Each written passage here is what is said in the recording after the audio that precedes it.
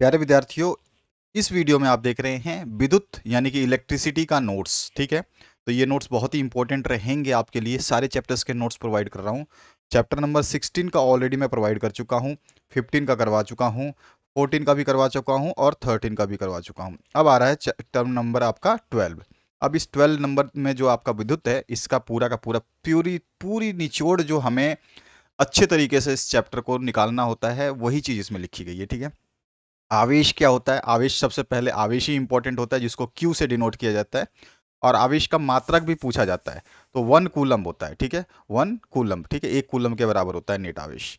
और इस पे जो नेट आवेश होता है, इसका मान कितना होता है? तो 6 × 10⁸ होता है, इलेक्ट्रॉन के आवेश के बराबर होता है। ठीक है, इसको अगर हम इस तरह से लिखें, Q इक्वल्स टू एन ही होता है, और एक इलेक्ट्रॉन जो होता है 1.6 × 10⁻⁻19 कूलम होता है। ठीक है, ये उस पे आवेश होता है। इलेक्ट्रॉन पर जो हमेशा ऋणात्मक आवेश होता है, ये भी चीज़ आपको छोटी छोटी चीज़ें याद रखनी है। ठीक है, इस तरह से आप देख सकते हैं। दूसरा चीज़ मैंने बताया है विद्युत धारा, जिसको आई से डिनोट करते हैं, वो क्या होता है हमारा?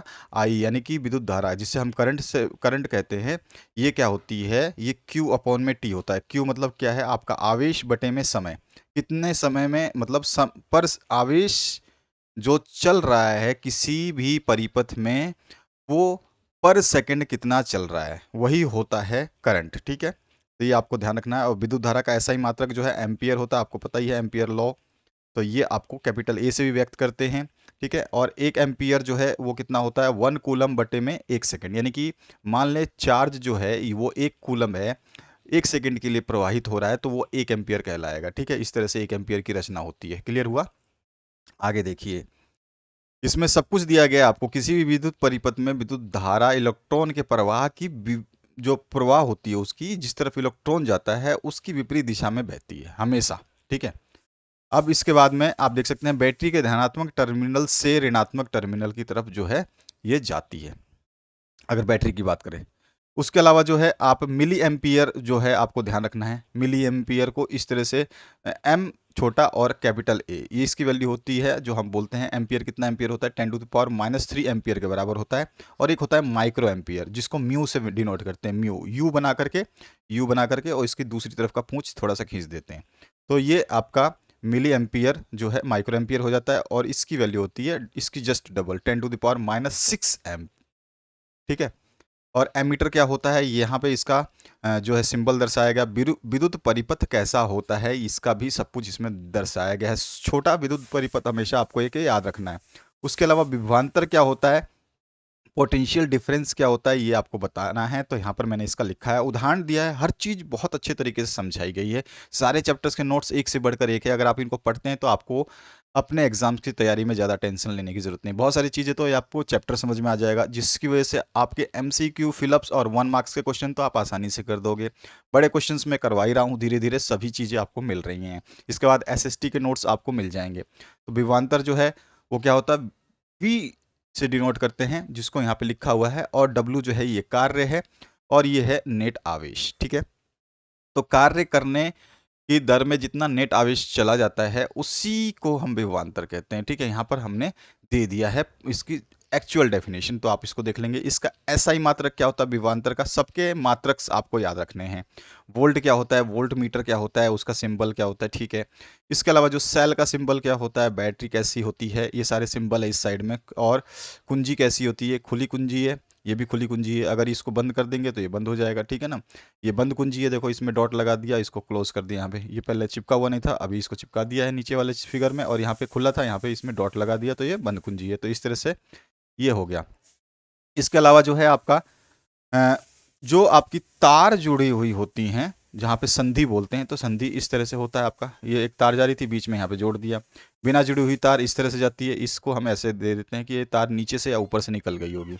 और बल्ब जो है उसका सिंबल ये होता है, एमीटर का सिंबल ये होता है, वोल्ट मीटर का सिंबल होता है। इसके बाद है आपका चार्ज साइन ओम। जो ओम का नियम है वो इन्हीं के द्वारा दिया गया था। पूरा नाम इनका जार्ज साइन ओम है। और उन्होंने परिपथ में जो है आपको बताया था कि धारा और विभवांतर के बीच में संबंध क्या लगाते हैं। ये सारी चीज़ें, इस तरह का डायग्राम बनेगा। इन सभी डायग्राम्स में जो सिंबल्स हैं इनको याद कर लेना। फिर डेरिवेशन भी है, ओम का नियम क्या है, ओम का नियम क्या है ये समझना है आपको। तो इसमें जो है मैंने पूरी डेरिवेशन लिख रखी है। ये ग्राफ बहुत इंपॉर्टेंट है, ठीक है, ये ग्राफ बहुत इंपॉर्टेंट है, जो आपका विभवांतर और धारा के बीच में चलता है, ठीक है। तो ये बिल्कुल कांस्टेंट चलता है, क्योंकि V जो है डायरेक्टली प्रोपोर्शनल टू I होती है। प्रतिरोध क्या हो जाता है, जिसको रेजिस्टेंस बोलते हैं, तो R इक्वल्स टू होता है V अपॉन I। ध्यान रखना है, V इक्वल्स टू IR होता है, तो यहाँ पे R छोड़ दूंगा तो V अपॉन में I हो जाएगा। ये फॉर्मूला आपको याद रखना है। मात्रक इसका ओम होता है। और एक ओम की डेफिनेशन कभी कभी पूछता है, लास्ट ईयर एक ओम को डिफाइन करिए, एक ओम को परिभाषित करिए, ये भी पूछा गया। तो यहाँ पर हमने बताया है एक ओम क्या होता है। इसके बाद आ जाइए नेक्स्ट, जो प्रत्यावर्ती जो आपका सॉरी परिवर्ती रोध प्रतिरोध बोलते हैं हम इसको, तो ये रियोस्टर होता है, ठीक है। रियोस्टर इंग्लिश में बोलते हैं। और इसमें ये भी जो है हमें क्या पता चलता है, इसमें ये भी ओम के नियम के हिसाब से ही चलता है, ठीक है। और धारा को जो है इसमें हम क्या करते हैं, नियंत्रित करते हैं, कम ज़्यादा कर सकते हैं इसकी वजह से, रियोस्टर की वजह से। इसका भी सिंबल दिखा देंगे हम आपको। इसका धारा नियंत्रक जो रजिस्टर होता है उसका सिंबल इस तरह का होता है। या तो हम इसको सरकाते हैं या इसको सरकाते हैं। लैब अगर आप गए होंगे तो लैब में आपको ये सारी चीज़ें देखने को मिलती हैं स्कूल में।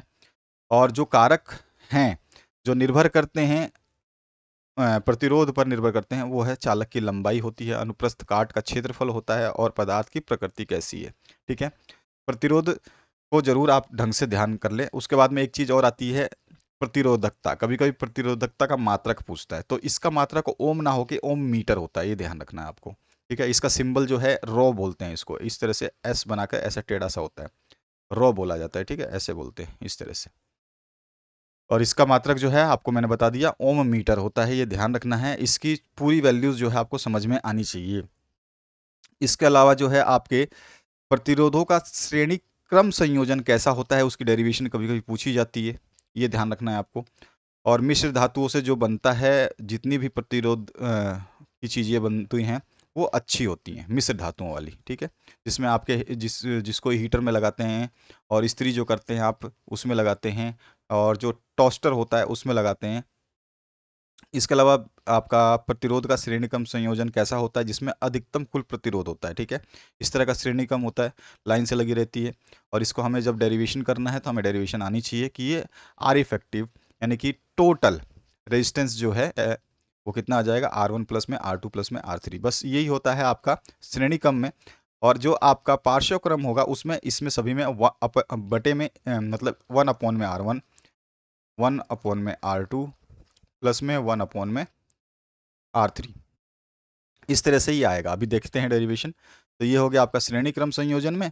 और इसी तरह से डेरिवेशन कभी कभी पूछता है आपसे पार्श्व क्रम में। पार्श्व क्रम में जो है इस तरह से लगे रहते हैं, और इस तरह से लगने का मतलब होता है कि 1/में आ जाएंगे। आपको पता ही है ओम का नियम। ओम का नियम तो हमने स्टार्टिंग में डिस्कस कर लिया है। कुल विद्युत धारा कैसे होती है, सारे करंट जुड़ जाएंगे। तो I1, I2, I3, I1 का मान V अपॉन में R1, V अपॉन में R2, V अपॉन में R3, I1, I1, I2, I3, इन तीनों को जोड़ देंगे तो हमारे पास में आर इफेक्टिव निकल जाएगा। तो ये हो गया आपका श्रेणी और पार्श्व क्रम में। किसी विद्युत जो आप परिपथ है उसमें श्रेणी क्रम संयोजन से उपकरणों को क्या हानि होती है, यहाँ पर ये पूछता है क्वेश्चन, बहुत इंपॉर्टेंट है, तो इसको आप याद कर लेना। इसके अलावा जो विद्युत धारा का तापीय प्रभाव, तापीय प्रभाव क्या होता है, जब भी हम इलेक्ट्रिसिटी से ताप कंज्यूम करते हैं या फिर ताप को लेते हैं, वही तापीय प्रभाव कहता है। जैसे कि बैटरी या सेल, ठीक है, ये क्या करता है, बैटरी तथा सेल से जो इलेक्ट्रॉन्स हैं वो विभवांतर को क्या करते हैं, गति प्रदान करते हैं, ठीक है। यह विभवांतर इलेक्ट्रॉन को गति प्रदान करते हैं, ठीक है, यहाँ पे को कर लो। और जो परिपथ में विद्युत धारा बनाए रखने में के लिए जो स्रोत को अपनी ऊर्जा खर्च करना पड़ता है, जो भी स्रोत है वो अपना ऊर्जा खर्च करेगा, और इस ऊर्जा का कुछ भाग जो है कार्य करने में, जैसे पंखा और टीवी वगैरह जो भी घुमाने में यूज हो जाता है, और शेष भाग जो है ऊष्मा उत्पन्न करने में काम आता है, हीट उत्पन्न करना है। और इसे ही हम विद्युत धारा का तापीय प्रभाव कहते हैं। और इस प्रभाव का उपयोग जो है इस्त्री में, हीटर में, सब में, गीजर वगैरह में किया जाता है। यहाँ पर जो है विद्युत धारा का तापीय प्रभाव इस बार बहुत इंपॉर्टेंट रहेगा, तो उसकी डेरिवेशन भी आपको समझ में आनी चाहिए। तो इसको जरूर आप एक बार देख लेना, जिसको एच से डिनोट करते हैं, ठीक है। यहाँ हर चीज़ दी गई है, यहाँ पर एक एक चीज़ मतलब बिल्कुल डिटेल में समझाई गई है, इसको जरूर देख लें। H equals to I square R T, जहाँ पर इसे ही जूल का तापन नियम कहते हैं। कभी कभी इस बार तो ये बहुत इंपॉर्टेंट है, थोड़ा सा ध्यान रखना है, तापन नियम के बारे में डेरिवेशन पूछ सकता है। और इस नियम के अनुसार जो है ये जो H है, यानी कि जो ये ऊष्मा है, ये आई स्क्वायर के क्या हो रही है, अनुक्रमानुपाती हो रही है। आर के भी अनुक्रमानुपाती है और टी के भी। तो यहाँ पे वही चीज़ बताई गई है 3 पॉइंट में, यहाँ पे देख सकते हैं। और विद्युत धारा के तापीय व्यवहार अनुप्रयोग क्या क्या हो सकते हैं, तो अनुप्रयोग यहाँ पर दे दिए गए हैं, ठीक है। उसके बाद में फ्यूज तार क्या होते हैं, फ्यूज तार किस किस के बने होते हैं, ये भी यहाँ पर दिया गया है। इसके अलावा आपका जो है उदाहरण यहाँ पे अगर आप देखेंगे तो उदाहरण भी देख सकते हैं। हर चीज़ दी गई है आपके लिए कि कैसे कैसे पावर जैसे हमें निकालना है, या आई निकालना है, करंट निकालना है, या रेजिस्टेंस निकालना है, तो ये आपसी संबंध से निकलते हैं। विद्युत शक्ति क्या होती है, उसका भी आपको डेरिवेशन पता होना चाहिए, ठीक है। विद्युत ऊर्जा क्या होती है, एनर्जी, उसके बारे में भी आपको पता होना चाहिए। हर चीज़ यहाँ पर दे दी गई है जो चैप्टर में आपके इंपॉर्टेंट है। हॉर्स पावर की कितनी वैल्यू होती है, 746 वोट होती है, आपको पता ही है, ठीक है। तो ये आपको पता होना चाहिए। अब आ जाइए नीचे की तरफ, प्रश्नावली जो है यहाँ पर एसआई मात्रक आपको बताना है, जिसमें आपका विद्युत धारा का एसआई मात्रक क्या होता है, अभी भी हमने सब कुछ डिस्कस किया। विभवांतर क्या होता है, प्रतिरोध का एसआई मात्रक बताइए, विद्युत शक्ति का एसआई मात्रक और विद्युत ऊर्जा का एसआई मात्रक। उसके बाद में किसी विद्युत परिपथ में विद्युत धारा की दिशा क्या होती है, ये आपको बताना है। अभी मैंने ऊपर बताया था विद्युत धारा की दिशा कैसी होती है, किस तरफ होती है। और प्रतिरोधकता से आप क्या समझते हैं, और प्रतिरोधकता का यूनिट भी पूछता है, ध्यान रखना, तो ये भी ओम मीटर होता है। किसी चालक का प्रतिरोध किन कारकों पर निर्भर करता है, अभी हमने देखा। वोल्ट मीटर, एमीटर विद्युत परिपथ में किस प्रकार संयोजित किए जाते हैं। किसी चालक का तापीय प्रभाव क्या कारण है, ये आपको बताना है। बल्ब के तंतु का गलनांक अधिक क्यों होता है, कभी कभी पूछा जाता है बल्ब का तंतु किससे बना होता है, तो वो भी आपको मिल जाएगा। मैं जैसे आपको दिखाऊं तो एक जगह टंगस्टन लिखा है, उसको आप जरूर देख लें, वो आपको हमेशा याद भी रखना है, ठीक है ना, ये बहुत इंपॉर्टेंट होता है। तो यहाँ पर आप देखिएगा टंगस्टन का होता है, देखिए टंगस्टन का, जिसका गलनांक 3380 डिग्री सेंटीग्रेड होता है, बहुत बहुत ज़्यादा होता है ना। हर चीज़ इसमें दी गई है, इनको आपको जरूर पढ़ना है ढंग से। अब आपका नेक्स्ट जो क्वेश्चन है इसमें बनता है, फ्यूज एक सुरक्षा युक्ति कैसे है, विद्युत धारा और विद्युत शक्ति और विभवांतर में क्या संबंध है। कभी कभी संबंध सीधा पूछ लेता है, 1 किलोवाट आवर में कितने जूल होते हैं। और 2 से 3 अंकों के जो प्रश्न पूछे जाते हैं उनमें इस तरह के प्रश्न आ सकते हैं। 1.5 वोल्ट की 6 सेल 3 प्रतिरोध R1 R2 और R3 को श्रेणी क्रम में एक कुंजी को संयोजित करके विद्युत परिपथ का आरेख आपको बनाना है। तो मैंने आपको सिंबल्स बताए हैं, विद्युत परिपथ आप आसानी से बना सकते हैं। उसके बाद में ओम का नियम क्या है, V और I के बीच ग्राफ कैसा होगा, ये भी मैंने आपको बताया था। विद्युत धारा का ऊष्मीय प्रभाव क्या है, और ऊष्मा की उत्पन्न मात्रा का मान ज्ञात कीजिए, ठीक है। एक तार जिसकी लंबाई L तथा प्रतिरोध R है, अगर इस तार की लंबाई खींचकर दुगनी कर दी जाए तो अनुप्रस्थ काट का क्षेत्रफल आधा कर दिया जाए तो इसके प्रतिरोध और प्रतिरोधकता पर क्या प्रभाव पड़ेगा।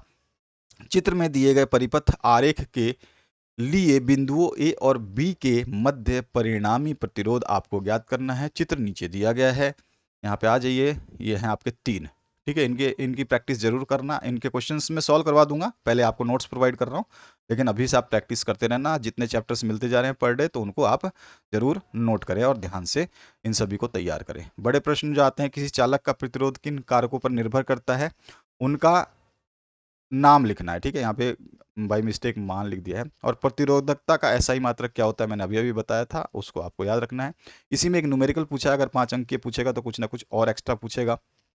एक धातु जो 2 मीटर लंबी तार से, और उसका तापमान जो है 20 डिग्री सेंटीग्रेड है, और प्रतिरोध 2 है, उसका 20 ओम है, और व्यास दे रखा है 0.3 mm, तो इस तार की प्रतिरोधकता कितनी होगी, इसको फाइंड आउट करना है। इसमें सारे फॉर्मूले को आपको पुट अप करके निकालना होगा। दिए गए विद्युत परिपथ में आपको क्या बताना है, यहाँ पे विद्युत परिपथ है जिसमें 4 ओम और 2 ओम के रेजिस्टेंस हैं ऊपर, और नीचे जो है 6 ओम का रेजिस्टेंस है, यहाँ पे कुंजी है, और यहाँ पर जो है ये 6 ओम ना होकर के 6 वोल्ट है, ठीक है। इसको थोड़ा सही कर ले, 6 वोल्ट। अब आ जाइए, इसमें क्या क्या बताना है, कुल प्रतिरोध कितना होगा, कुल विद्युत धारा कितनी प्रवाहित करेगी, और 4 और 2 ओम कि दोनों सिरों पर विभवांतर कितना होगा। और तीसरा जो क्वेश्चन बनता है, 3 प्रतिरोध जिनका प्रतिरोध 2, 3 और 5 है, ये तीनों प्रतिरोधों को परिपथ में कैसे जोड़ें कि अधिकतम प्रतिरोध प्राप्त कर सके और न्यूनतम प्रतिरोध प्राप्त कर सके। अधिकतम के लिए आप जानते ही हैं क्या करते हैं हम, श्रेणी में लगाते हैं, ठीक है, और आपका इसमें पार्श्व में लगाते हैं, ठीक है ना, आपको पता ही होगा। तो यहाँ पर ये ध्यान रखना है आपको, मैंने ऊपर बता दिया था। तो ये है आपका पूरा का पूरा नोट्स, इलेक्ट्रिसिटी यानी विद्युत परिपथ का सब कुछ दे दिया मैंने आपके। 12 चैप्टर तक के नोट्स मैंने बता दिए हैं, मतलब 12, 13, 14, 15 और 16 चैप्टर, यानी कि आपके अभी तक 5 चैप्टर्स जो आप देख रहे हैं यहाँ पर, 1, 2, 3, 4, 5 चैप्टर्स के कंप्लीट नोट्स प्रोवाइड कर दिए गए हैं। प्लेलिस्ट डिस्क्रिप्शन बॉक्स में है, वहाँ से ज़रूर डाउनलोड कर लें सभी चीज़ों को और पढ़ते रहें और बढ़ते रहें। Thank you very much, have a good day.